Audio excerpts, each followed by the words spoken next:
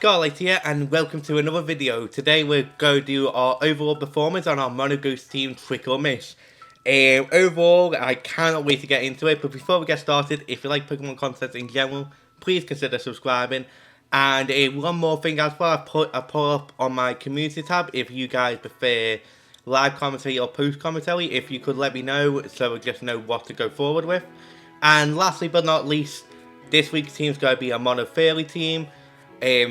So make sure you vote in the community tab for next week's team. It's going to be between Flying, Ground, Ice and Normal. Cannot wait to see what you guys vote for. And without further ado, let's get on with the performance.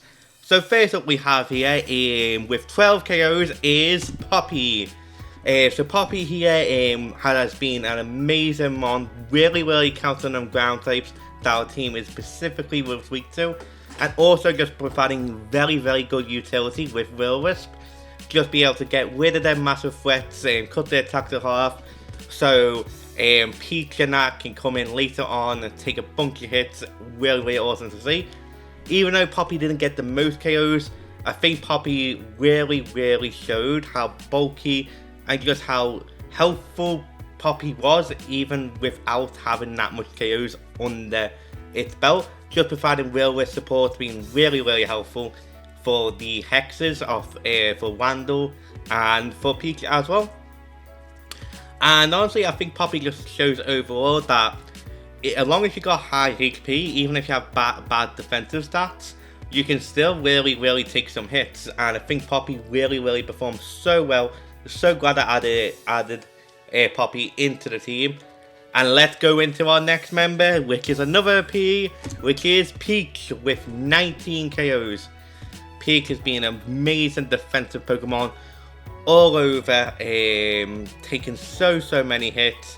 And also its signature move, Malignant Chain, is just so good, providing that toxic, 50% chance of toxic, plus the confusion. Absolutely phenomenal mon. Just being able to polish shot out, give us some momentum as well. Absolutely amazing to see. Absolutely a defensive monster. And honestly, yeah, Peach was really a good stable wall for the team. And yeah, honestly, having 19 KOs, which is really awesome. It's first time ever using a Petulant as well, and wow, it really did exceed my expectations, and I would not be surprised to see this mon be used a bit more in the OU tier, just because how just defensive it really is. Really awesome Pokemon to see. And our next Pokemon that's right up here that was also a part of our Modern Dragon team is Randall with 24 KOs. Now Randall has just been a phenomenal Pokemon, just simply for that speed control, forcing Pokemon to switch out, providing nice Will-O-Wisp support, nice U-turn on too, just keeps that momentum up. And I think just not just our Randall set this week, but I just think Dragonpool as a whole as well. I think the most scariest thing about Dragonpool is the fact that it can be anything. It can be a choice spec set if you need to be, it can be a choice band set, it can be a mix set, it can be a support set. It really does have so many options. And I think that what makes Dragonpool in general so scary when you see it on your opponent's team. Just because you don't exactly know what it's going to provide. So yep, that's Randall with 24 KOs, awesome to see. And with 28 KOs we have Echo. Now Echo has been absolutely amazing for the Monoghost team, literally being basically our King Gambit killer throughout all the week, being absolutely fantastic with that Drain Punch utility. Also, Disguise is just so good, being able to provide a nice safe switching always to scout what the opponent's set may be is absolutely amazing to see. Echo really did perform well. The first 2 days Echo was also MVP, but got a bit took over near the end by our Skeledig, which is our Coco. So awesome to see Echo up here, honestly. One of my personal favourite Pokemon as well, Mimikyu, and yeah, it's just been really useful, and yeah, was really glad I got to enjoy it. And yep, let's go with our next member with 35 KOs, only 3 behind the MVP, which is Bling with 35 KOs. Now, Bling has done some amazing things, being that Chili Scarf set particularly, outspeeding potential threats such as Dragapult and Darkrai, being fantastic, and also providing that trick utility against more defensive ones, being absolutely amazing to see. And honestly, I think why Bling got 35 KOs is because Ghost type in general is just so hard to switch into, especially if you don't have a Dark type. It's just so powerful offensively, and honestly, it's really awesome to see. Bling did become MVP once, I believe it was on day 3, before it got took over by the overall MVP, which is Coco with 38 KOs. And what a monster this mon is. What a monster.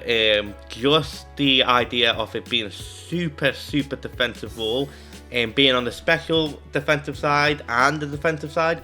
The reason why the defensive side, because it gets Will-Whip, so just cutting the opponent's attack in half instantly, then be able to slack off, being absolutely incredible.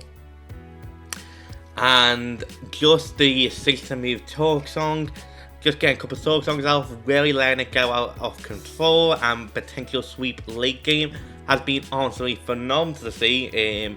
Didn't use Coco that well at the beginning, but near the middle and near the end, very good to see. And obviously, before we get to the total KOs, as always, let's talk about the win to loss ratio for Trick or Miss. So we had a total of 42 games because we tried to aim for 6 battles a day, and go try do that more consistently for the other teams as well. We have 22 wins and 20 losses, which gives us a 52.38% win percentage, which is really good. Unfortunately, we didn't have such a good last day because we was on 21 and 15, and then we only won 1 battle on our last day, which is unfortunate. So we could have potentially end up with a nearly 60% win rate. But overall, it was awesome to see. I think one of the main strengths of a Mono Ghost team in general is just because, again, it doesn't have that many switch outs. We really got like Dark types and Normal types, but Normal types are not really that utilized much, unfortunately. So yeah, just mainly Dark types you can really switch into, and if you got some coverage for that, Ghost types can run rapid into the tier. I think the main drawback of the team was when we encountered multiple Dark types, because at that point it was very hard to switch in. You had stuff like Hisuian Samurott, Hoopa Unbound, like on similar teams like Hoopa Unbound and King Gambit. So it was a really tough to break because of that. But overall, the team performed tremendously well. I'm so happy, especially unfortunately with our last team, and we only got 39% win rate, which is a bit unfortunate, but that was just so awesome to see, going back up to a nice more wins, more loss ratio. And let's talk about the total KOs, which is 156 KOs. Honestly, really awesome to see. You have to let me know who was your favorite member down below. Let me know who you wanted to become MVP. Personally, I wanted really Echo. Again, just because it's one of my favorite Pokemon, Mimikyu overall. But yeah, very happy with this team performance. Cannot wait to use our Mono Fairy team. Already have it built. Cannot wait to show you tomorrow. And with all that said, I hope you enjoy the rest of your day.